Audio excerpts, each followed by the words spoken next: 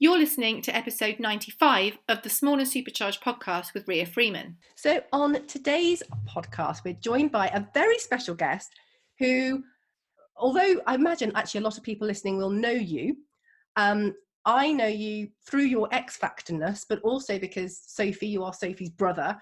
So it must be quite funny actually that most people will know you as Sophie's brother. But tell us a bit about you and who you are, Sam.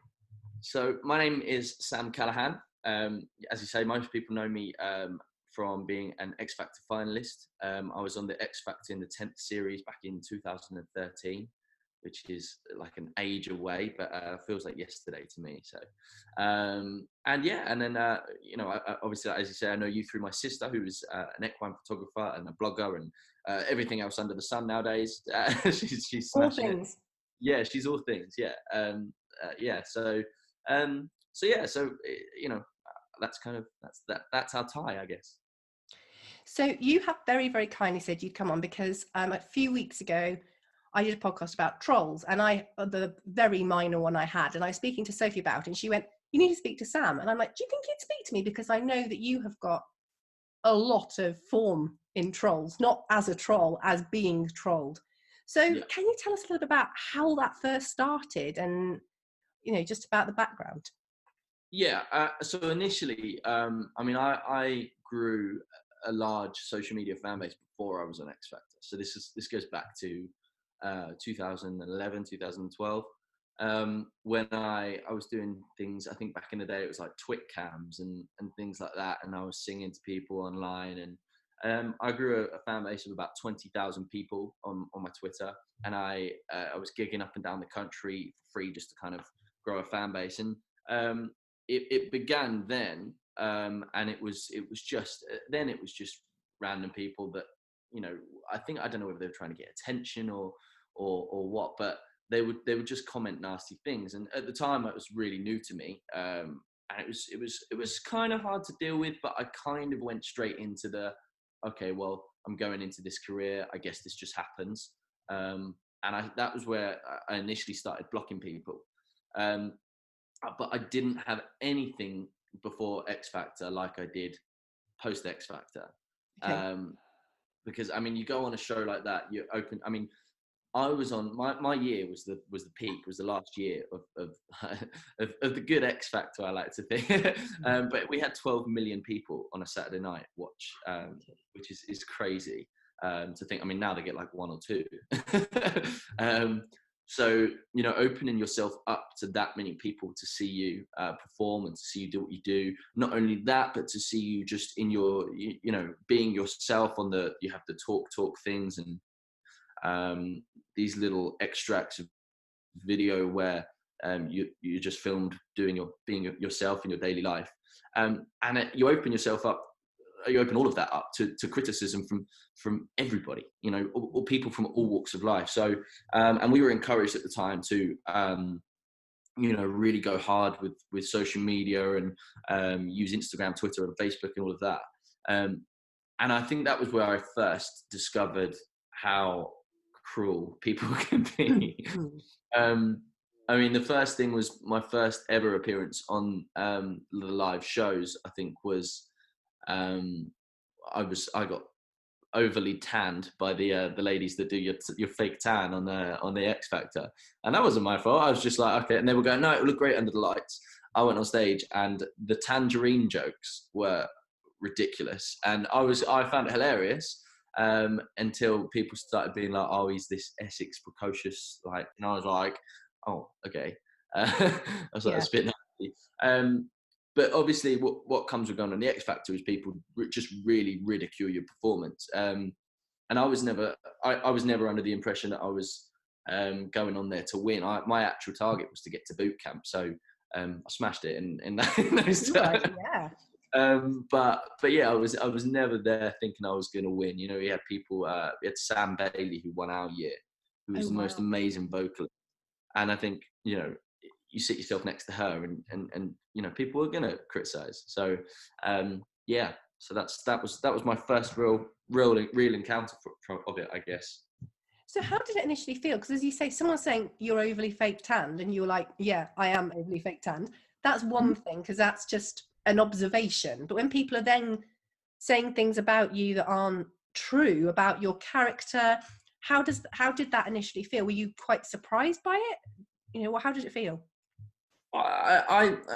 Yeah, I think I mean, for my age, so I was 19 when I went on the show, and I'd been, although I went to like a little sort of private school as a child. I then went to a school where I was quite badly beaten up at times, where you just, you know, it was a really rough school, and I didn't know how to defend myself. Then I went to a theatre school when I came out there, which was the other end. Nobody could sort of get away with physical harm or anything, but everybody was very bitchy and stuff like that. So I knew people were cruel, but I don't think anything really prepares you for the magnitude of negative stuff that's going to come down your timeline. And people, you know, I see people now, there's a lot going on about mental health with things like Love Island. I see people now post and be like, yeah, but you know, they put themselves on there. And from this side, as an audience member, no matter how, you know, you could have watched Love Island every year since it's been on and still not understand the magnitude of the negative stuff that comes down your timeline when you're on it, when you're one of those people. And you go on, you go, okay, well, I'm probably going to get a bit of shit, but you don't really know how bad. Do you know what I mean? Yeah. I think that's what's tough. That's for me was what was difficult.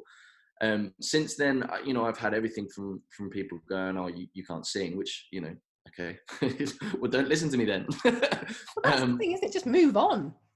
Yeah, exactly. To you know, I've got a fan that we were just talking about off camera that dedicates their life to hating on me, just about my everyday life, about me as a person, about my family. Soph's been brought into it before. My sister, you know, a lot of effort. Yeah, they say things about my mum, and yeah, I'm just not standing for that.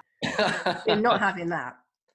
Yeah, so I mean, do you know what? That's what my girlfriend found it the other day, and she, you know, we were talking about it. It's the first time she's really come across this person, and she was more annoyed that they had to go at my sister than she was that they had to go at me. How does that feel? Because again, I know you shouldn't be having any of this rubbish. I mean, that's just a given. But if you're in the limelight and you say you kind of got not used to it, but it is just wrong on every level. But then having your family who are like one step removed kind of dragged in, how does that feel? I 100% have got used to it. It's a weird thing, but I have got used to it. Still doesn't make it fine. No, but God, no. You know, but it's still there, and it's just something that comes with what I do. I am one of these people. I think I'm a lover, not a fighter. I'm not a physical person. The only physical fight I've ever been in was somebody having a go at my brother. And bear in mind, I've had people have a go at me a lot. In person as well. We talk about that in a minute. But yeah, and I tend to walk away, just leave it and that. But so for me, I'm a you know my mum and my sister, we're real big family people. We're very, very close, and so for me, it's nasty. It's very difficult, but I do feel an element of, you know, I'm 7 years into this, a bit of an element of responsibility to sort of be like, look, guys, you know, ignore it. Like, so I guess the anger is diminished by a sense of responsibility to go, okay, well, this is how you deal with it. But yeah, it's definitely initially, it's very difficult. And, you know, I'm not going to pretend I haven't. I have definitely written stuff back to people before, and sometimes multiple times, and engaged in like a big keyboard war. But it's not worth it. The ultimate, like, you know, situation it isn't worth it. You know, you sit there, you get angry, you get frustrated, and sometimes you get very, very upset. But you don't achieve anything by writing back. And, you know, sometimes you know, my dad before has gone to me, what did that achieve? I'm like, well, it made me feel better. But really, did it? Like, I'm still annoyed about the fact that they put that. So yeah, I think for me, the sense of responsibility is greater than the anger that I have towards it, because I know how to deal with it, and I'd rather share that, that ability to deal with it than share my anger with everybody else who's angry about it. Yeah, no, that makes Yeah, no, sense. that makes a lot of sense. So yeah, but I mean, I live in Brentwood in Essex, Towie land to a lot of people, and I was once stood in Sugar Hut. I don't know if Soph's told you this, having a beer with a friend of mine, and a guy. So he sat next to me. He was on his own, literally just sat next to me, but like on me, like really close. And I was standing by the bar, and I was like, "You're right," and it looked like he just had no spatial awareness. So I sort of stood there and was like, okay, right. But I moved aside a bit, and then he sort of moved closer and like nudged me, and I was like, sorry, mate. I was like, just having a beer here. And he got up and grabbed me by the scruff of my neck, and he was like, you want to take this outside? I was like, definitely not. Like, I'm totally 100% not. yeah, definitely. I'm quite happy where I am. And I tried to sort of grab his hands to sort of put them down, like get him off my neck. And as I did, I wasn't quite quick enough. And he just hit me in the face, but knocked me about 6 feet back. And he had his other hand on my shirt from where he had his hand on the scruff of my neck. Ripped my shirt, had a black eye from that. And he was going, oh, because you're an X Factor, you think you're big and all this. And I was like, I'm literally just having a beer with my friend. Like, that's Oh my God. So I've been physically, and it's not the first time a similar thing happened. My brother got involved, and that was a different story. But it's not the first time I've been physically assaulted for being the guy off X Factor. Oh my God. So your trolls aren't just keyboard warriors, they're in real life too. Yeah. So people are cruel. But I mean, the other thing I do a lot of stuff for is the LGBT community. Yeah. And they get a similar thing just for being gay or just for being bi, whatever, which is insane.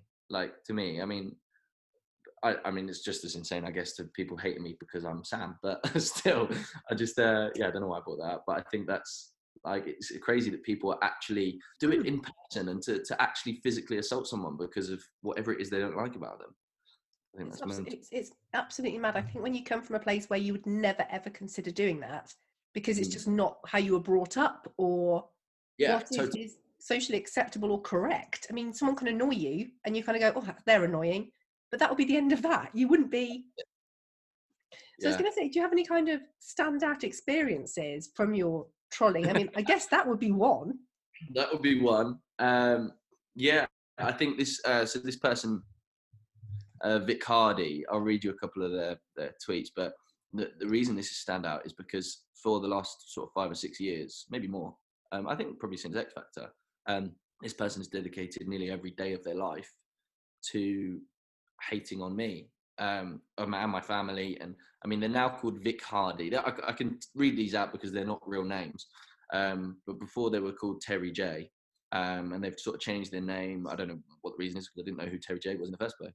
But yeah, so this is one. Hang on. So I put a thing about making plans for 2020. This is just in the new year, and I put a little quote by it. And I put a dream written down with a date becomes a goal broken down into steps becomes a plan backed by action makes your dreams come true.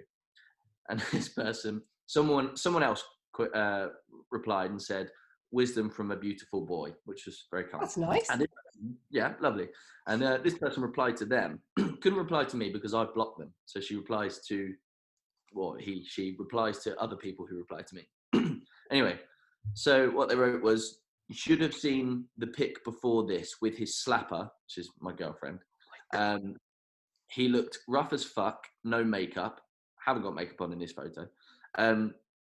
He ain't wise because he's still a loser. He's been spouting this crap every year since forever and got nowhere. He just goes all out to con older gays out of cash and gives nothing. #sicko. I mean, that sounds like a lot from that quote. Yeah, like, firstly, no, the no makeup thing, I wasn't wearing makeup anyway in that one. And since forever and he's got nowhere, fine, okay, whatever. and then he just goes all out to con older gays out of cash and gives nothing. I have no idea what that means. There's somewhere they've called me a Jippo, and a Essex prosy, which I'm Nice. most definitely not. And I mean, you know, my family, we're not Jippos. God, no, not at all. So yeah, so I did they got one here about something I did for the Teenage Cancer Trust. I had a friend, unfortunately, who passed away a couple of years back, who introduced me to working for the Teenage Cancer Trust and doing some bits and bobs for them. And I went and visited hospitals. I went and visited like ill children, did loads of charity events, and then I did some bits where I would donate the proceeds to the Teenage Cancer Trust. And recently, I'm doing a similar thing for the Calm charity, which is a men's mental health charity. Oh, okay. And so I released a covers album in December, and all the proceeds from that are going to the Calm charity. Oh, cool. This person has written in reply to a post that I'd written about the album. This album is so depressing, not the sort of thing you want to hear on Christmas Day, LOL. I mean, for me, I'm just like, well, don't listen to it then, if that's what you think. You have a choice. Like, do you know what I mean? No one's forcing it on you. It's like one long song, no change at all. It's been another hard year for Sam, full of failure, but don't fall for the charity con. He's been there before with Teenage Cancer Trust.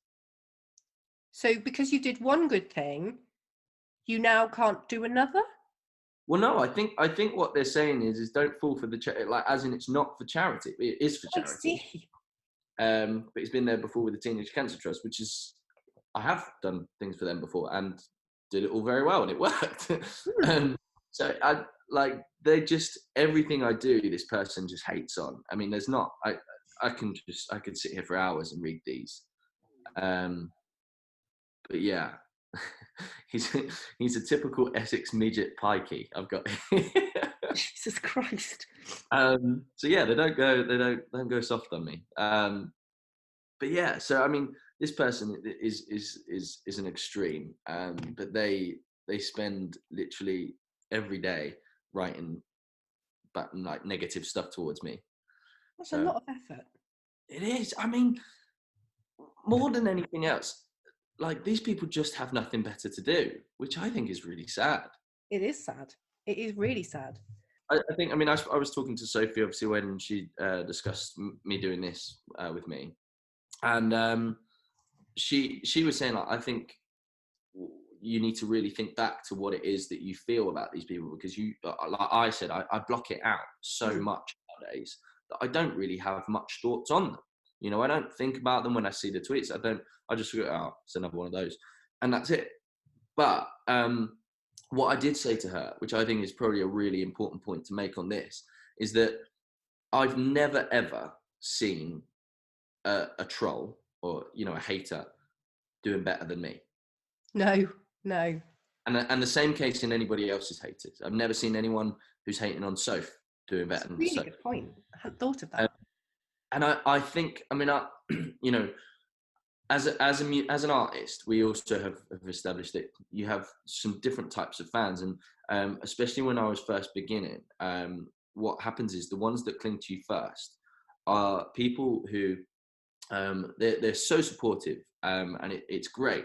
But what I think they like about you is that, you know, you're on your social media and in your life, and you're doing all these exciting, crazy things. And from where they're sitting, they don't have all of that. They don't have exciting things going on in their life. Nothing probably happens where they live. It's, you know, it's all quite boring. And I think, unfortunately, in a different way, a lot of haters come from the same sort of background where they've got nothing going on. They've got nothing exciting in their life. They're probably quite jealous that you have. And instead of looking at it like a supporter would, where they go, oh, this is cool. I want to follow this guy. I want to see what they're up to and enjoy it with them. They do the opposite. They go, I hate this guy. This guy's got everything I don't have. I want to tell him why he shouldn't have that and he doesn't deserve that. I think they're the sort of people, unfortunately, that feel like the world owes them something. Yeah. probably don't get out much, probably don't do much in the day. And quite often, so I have had experiences of a few guys here and there in person who where they'll confront me. But I've also had like a million times more people who will say a lot of stuff on social media. And I know they're at the, I'm thinking of a particular example actually in my head where a person said a lot on social media, hated on me a lot, said a lot of things about me, but also said a lot of things they were going to do when they saw me and that I was coming to a particular gig. I went to the gig, didn't see him. They were obviously there, but they either sat in the corner very quiet or, or were right in the front, probably cheering for me, and had said all of this stuff at home behind their computer. And this is the weird thing. I think that a lot of these people feel like safe behind their computer, their phone or whatever at home. But they would never really say or do anything in person, most of them.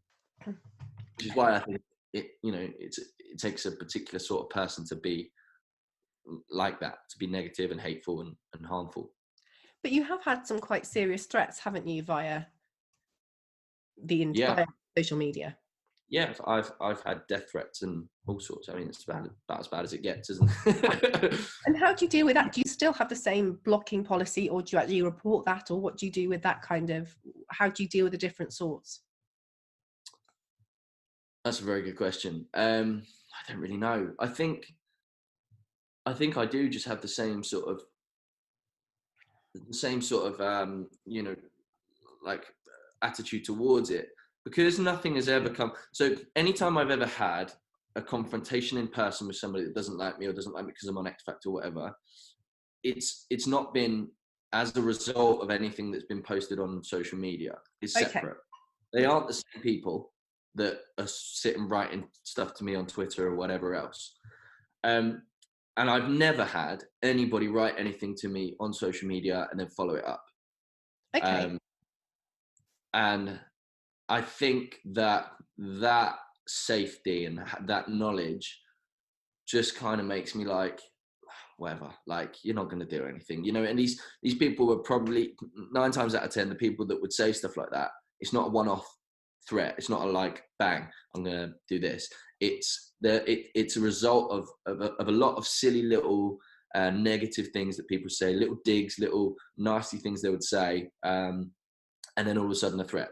And it's like, it's not real, it's just social media, it's just hype, it's just them trying to get some sort of reaction. And I don't think, in saying that, I'm not sure that that's what I would advise to other people, because I think that any kind of threat against your well-being or your life should be taken seriously. And I'm not sure. I mean, if somebody asked me, I think I would say, yeah, report it anyway. Report it to the police. Definitely. But being myself, and dealing with things the way I do, I haven't. I've just kind of gone, you know what, that's an empty threat. And I've had death threats a few times over the last 7 years, and so far I'm still all right. Touch wood. Again, an awful thing to have to deal with. You don't expect, like, again, someone disliking you because there's too much fake tan on you versus threatening to kill you is quite a big leap. Yeah, it is. It's a very big leap. From someone that doesn't know you. I mean, it's mind-blowing, actually, isn't it, that somebody would do. I mean, obviously you deal with it a lot more than I do. Mind-blowing for the average normal person.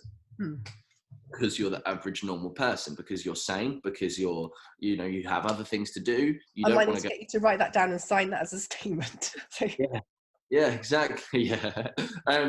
But I think that's what anybody who gets trolls and gets any harmful, social media hate or anything like that needs to understand that these aren't normal people. These aren't people that have loads of things going on in their life, loads of like positive things in their life, or just are pretty generally sane. Because I wouldn't sit and do that. You wouldn't sit and do that, I'm sure. No, and I know the other people around me wouldn't sit and do that. And I think it, like I say, and I'll say it again, it takes a certain type of person. And I think I hold comfort in the idea that nobody who's ever hated on me is doing better than me. I really like that. It's a really, really good point. Yeah. A really solid point. So what tips would you give to somebody who's dealing with trolls of different levels? 'Cause obviously you've got a lot of experience now. How do you mean? So how would you deal with people who are just negative about you? How would you deal with people, what would you advise, sorry, people who would just have people who are negative about them? People who are sending death threats? You know, there's a big range there. Yeah, I think on the extreme level, I think sending death threats, like I say, I would advise that you get some sort of, what do you call it, a criminal investigation started. Just Yeah, so get report to the police. report it to the police. Because then what you can do, unfortunately, when you block someone, it doesn't mean they can never set up a new account and get back to you again. So, and that's happened to me before. And if it's as serious as that, then you want to have something running, like a crime number, a police report, to be able to go, oh, by the way, they've set up this new account, this has happened. Yeah. Just so that there's a log, something's happened, and the authorities know about it.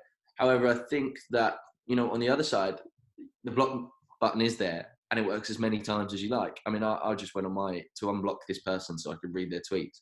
I went on my blocked people on Twitter, and I've got 430 blocked people. Cool. Okay. So, but that's good though, because you obviously can't deal, no need to deal with this, not can't deal with it, but why am I letting this into my world? Yeah, Move on. I'm quite happy with just blocking them and not having them. I don't see it as wimpy. I don't see it as, I just see it as a choice that I don't want to deal with your negativity. And so as soon as I see anything like that, I'm like, okay, bye. And that's that. I block them. So I think the biggest thing is to block them. And then second to that is within with regards to dealing with it yourself in your own head, would be to understand that these aren't normal people, that they've got a lot of probably negative stuff going on in their life, and that this isn't criticism from Bill Gates, this isn't criticism from Mark Zuckerberg. These are people who have nothing going on in their life. And if somebody like that was to try and give you advice or criticize you in day-to-day life in person, you wouldn't take it. So why do you take it over social media? That's a really good point, actually. It's not coming from a place of authority. No, not at all. That's a really good point. So yeah, I mean, obviously I've had, I'm digging up these thoughts from a long time ago, but over the years I've had a lot of time to think about this. And I think the ultimate thing is these aren't people I want to listen to. No. And I listen to them in everyday life. Why would I listen to them on social media? The threats are empty. They're usually, I mean, a lot of them that say they're going to harm me. I mean, with all due respect, like without bigging myself up, I go to the gym about 6 days a week, and most of them would see me in person and be like, no, I'll leave them alone. So because of the type of people they are, they sit there behind their computers and they don't move, and they, sit there eating Wotsits with their little Pringle hands or whatever. Like, that's how I imagine it. This is the sorry, I'm making you cough. This is the phrase Pringle hand before. Pardon? I've never heard the phrase little Pringle hand before. I think that was just what did it. It's fine. Yeah, this is the image that I've built up in my head of these people, though, and that's, I think, why they don't matter. That's a really good point. Yeah. And actually, it's quite liberating to be able to control your feed that much. And I know I'm quite a big advocate, if you're not into something that someone's saying, just from your own sort of mental health point of view, just unfollow or, mute. You don't have to do it in a way that they can see if it's a friend. But we do have the power to control what we consume. The other thing is sometimes what I've done, and I know something that Soph does. Soph is very witty. So my sister, my big sister, to anybody who doesn't know, Ria knows very well, and is kind of the person that I go to a lot in life for advice, and have done over the years. I mean, that's a whole nother chat, but and she's the person I go to before I go to mum and dad to say, should we tell mum and dad if I've messed something up or whatever. But and she's very witty, she's very good with words, and she's very good with kind of thinking things out. And I'm not. So one thing that she does, and I've seen her do quite a lot, is if somebody has a go at her, she'll write something back.